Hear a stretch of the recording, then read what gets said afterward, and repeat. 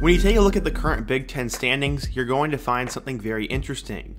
In the East, there is a three-way tie between Michigan, Penn State, and Ohio State, and now out in the West, you'll find the Nebraska Cornhuskers as the top team in the division. That is one of the craziest things ever after all that's gone on this year so far in Lincoln, but this goes to show you how weird the Big Ten West is, and it's also a testament to how Nebraska has turned their season around. They started out with horrible losses to Georgia Southern and Northwestern, which resulted in Scott Frost getting fired from his alma mater. Interim head coach Mickey Joseph had a tough start with a blowout loss to Oklahoma, but now the Huskers have won 2 straight games. They're back to 500. They're at the top of the Big Ten West for now, and could Nebraska be saving their season? In today's video, we're going to talk about the 2022 Nebraska team, go through everything that's happened, talk about their resurgence, what I think will happen in the future, and who will be their next head coach. We're going to talk about all that and more, but before we get into it, we are on the road to 100K, so quickly be sure to hit that subscribe button, leave a like if you want to support today's video, turn on notifications so you never miss when I upload, and let me know what player, topic, or team I should cover next. Now,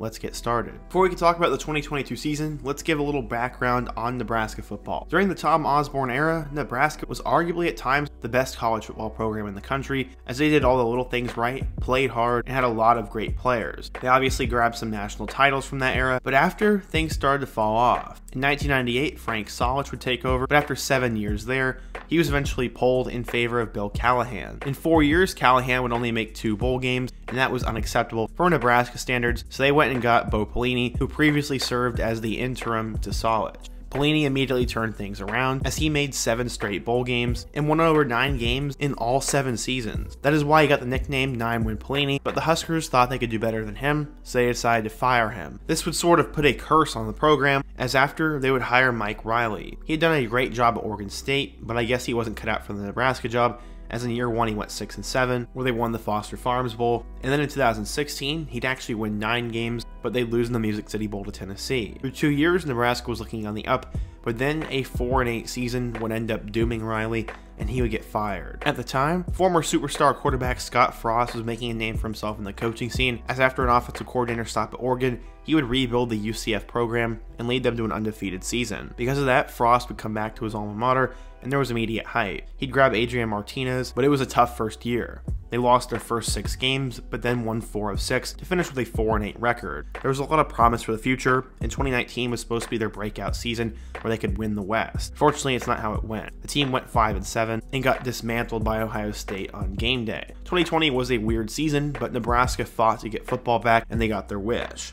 Unfortunately, they didn't do very well, as the team ended up going 3-5. This was now 3 straight losing seasons, and Frost had never finished higher than 5th in the West. 2021's team brought back an experienced Adrian Martinez, and they also found a new star receiver in Samori Toure. This was by far the best team of the Frost era, as they were competitive in all 12 of their games. They had 3 blowout victories, and then 8 one-score games. So Nebraska was at least competitive, they just weren't winning. They ended up finishing 6th in the Big Ten West with a 3-9 record. It was going to be win now or go home for Frost in 2022, and he would have to replace a lot of players. He grabbed transfer running back Anthony Grant, grabbed transfer quarterback Casey Thompson from Texas, and then got a couple transfer receivers in Trey Palmer from LSU and Marcus Washington from Texas. The reason Palmer came up in Nebraska is because Mickey Joseph had moved from LSU to Nebraska. They grabbed offensive coordinator Mark Whipple from Pittsburgh, and with his development of Kenny Pickett, many thought he could turn Casey Thompson into a star. Unfortunately, that's not how it would go, and as in week 0, they'd start out strong against Northwestern, but then they had a collapse, and Casey Thompson threw a late pick, and they lose 31-28. At the time, it was a bad loss, but that has only gotten worse by the week,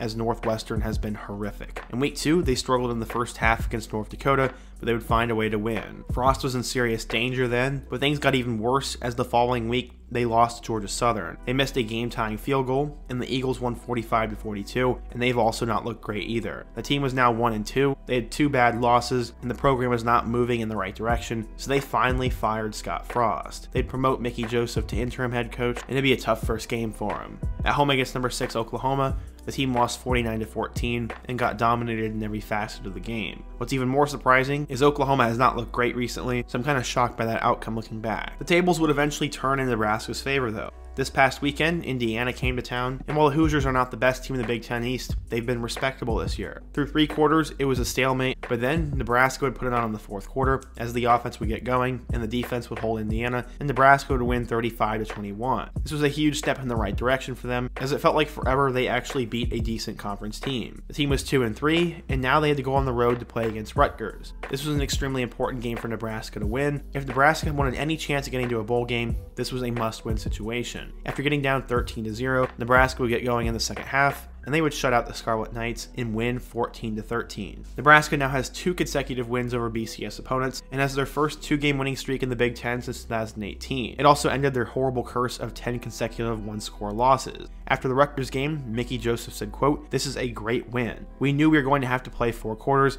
We knew coming into here that this team was going to play tough. The second half, we were really confident that we could come back and win the game." As I said earlier, Nebraska fell behind 13-0, but then they shut down the Knights and held them to just 85 yards and no points in the second half. They also intercepted Rutgers 3 times in their final drives, and they are now 3-3. The offense wasn't great, but to be fair, Casey Thompson was hurt. Thompson said, quote, "It was a physical game, rough game for all of us obviously, and with me getting beat up in the first half. I was just seeing doctors and the trainers just trying to make sure I could go back in the game. I knew I was going back in the game as long as they cleared me to go in." This is the kind of gutsy performance that Nebraska needed to get going, and they finally showed that mental toughness that they've been lacking the last 4 years. The team is obviously now 3-3, and they're first in the Big Ten West just like everyone predicted, right? Now the question is, can this last? Well, to be honest, I'm not sure. At quarterback, Casey Thompson has really not been that great. He's thrown for 1,500 yards with 9 touchdowns and 6 interceptions, and while there could be a lot worse, he needs to play a lot better if they're going to beat some of the better teams in the Big Ten. One of the great surprises of this year has been the rise of Anthony Grant.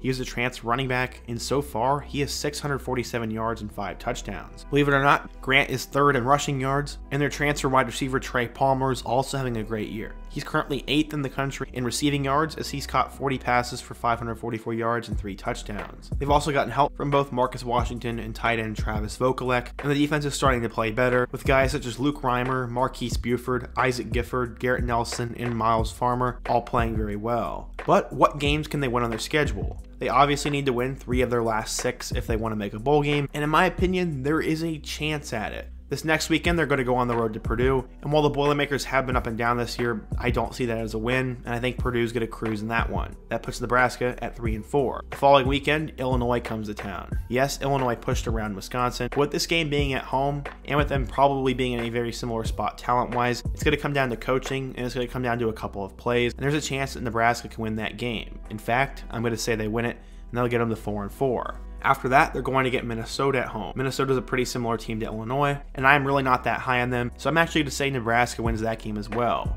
That'll get them to their 5th win, and that means they just have to win 1 out of their last 3. They have to go on the road to number 4 Michigan, which will definitely be a loss, and then they get both Wisconsin and Iowa at home. As of right now, Wisconsin has nothing going, and if they continue the same trajectory as they're on now, I think Nebraska has a chance to win this game. Let's say they do it, and that gets them to 6-5. Since I already have them beating Illinois, Minnesota, and Wisconsin, I'm going to say their luck runs out, and they lose on the road to Iowa for their last game, getting them to 6-6. For all I know, they could lose their next 6 games, or they could win 4 out of their next 6 games. I really don't know. Neither Rutgers or Indiana are that great of teams, so maybe this is all a fluke, and Nebraska's made no improvement. Either way, it's big that they've gotten 2 victories in a row, and I'm excited to see what happens moving forward. I personally don't think Mickey Joseph will be retained as the head coach, and I cannot even tell you who will be the next head coach. But if you're a Nebraska fan, let me know what you think. What do you think of this year's team? How do you guys think you're going to finish the season? And who's going to be the next head coach for Nebraska? Be sure to let me know down below. Leave a like if you want to support today's video. Subscribe if you're new. And check out all of the videos on the end screen.